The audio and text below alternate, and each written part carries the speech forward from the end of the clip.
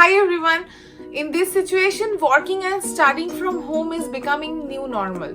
So, let's catch up with the trend in style. Here I come with a series of videos with workspace decoration ideas by recycling of waste materials, which will not only save our money, it is very good for environment. And also, we can encourage our kids and teenagers to learn how to use waste materials in various innovative ways and make best out of waste.